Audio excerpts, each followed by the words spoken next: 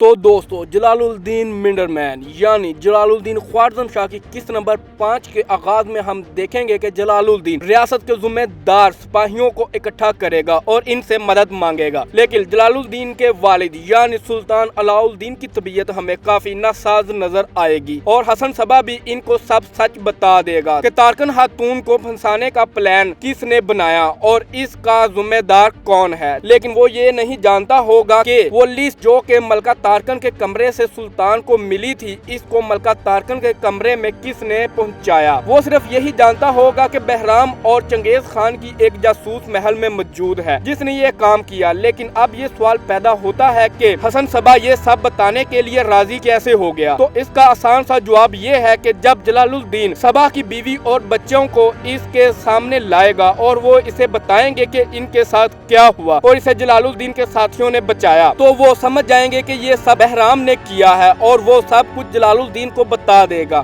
اور جب وہ کسی لڑکی کا ذکر کرے گا کہ اس لسٹ کو تارکن خاتون کے کمرے میں رکھنے کے لیے کسی لڑکی کا استعمال کیا گیا ہے، تو وہ سمجھ جائیں گے کہ یہ لڑکی قتل خاتون ہی ہے، اور پھر جلال الدین قتل خاتون سے پوچھ گچھ کرے گا اور قتل خاتون اسے بتائیں گی کہ اس نے یہ سب کیوں کیا، اور پھر قتل خاتون جلال الدین کو بتائیں گی کہ اس کا بھائی چنگیز خان کے قبضے میں ہے، اس لیے اس نے چنگیز خان کے لیے کام کیا اور آپ کے ساتھ چنگیز خان کی جاسوس بن کر آئی، اور پھر جلال الدین اس بات کا فائدہ اٹھائے گا اور قتل خاتون کے ذریعے چنگیز خان کے خلاف کوئی چال چلے گا، اور دوسری طرف ملکہ تارکن بھی اپنے سپاہیوں کو اکٹھا کرے گی اور سلطان علاء الدین کے خلاف بغاوت کرنے کی کوشش کرتی نظر آئیں گی اور ایک بڑی جنگ کے لیے تیاریاں کرتی بھی نظر آئیں گی۔ جلال الدین تو اس جنگ کو کسی طریقے سے روکنے کی کوشش کرے گا، لیکن اس کا بھائی شہزادہ ازلق ایسا نہیں چاہے گا اور ملکہ تارکن بھی ہمیں اپنے فیصلے پر اٹل نظر آئیں گی، مگر جلال الدین ایسا نہیں ہونے دے گا اور وہ اس جنگ کو روک کر ہی رہے گا، اور وہ اس جنگ کو روکنے کے لیے ہمیں اپنی جان کی بازی لگاتا ہوا بھی نظر آئے گا اور بالآخر اس جنگ کو روکنے میں کامیاب بھی ہو جائے گا۔ اور دوسری طرف بہرام ہمیں ان کے لیے مزید مشکلات پیدا کرتا نظر آئے گا، کیونکہ اس کا کہنا ہے کہ یہ سب تو ابھی شروعات ہے، یعنی کہ وہ چاہتا ہے کہ چنگیز خان کو حملے کی ضرورت ہی نہ پڑے اور یہ لوگ آپس میں ہی لڑ کر مر جائیں، اور جب چنگیز خان خوارزم کی سلطنت پر حملہ کرے تو اس کے سامنے کوئی بڑی مشکل نہ ہو۔ لیکن اب دیکھنا یہ ہے کہ کیا چنگیز خان اپنی چال میں کامیاب ہو پائے گا یا نہیں، اور کیا جو قتل خاتون ہمیں جلال الدین کو یہ سب بتاتی دکھائی دیتی ہیں کہ میرا بھائی ان کے قبضے میں ہے، اس میں بھی تو کوئی بہرام کی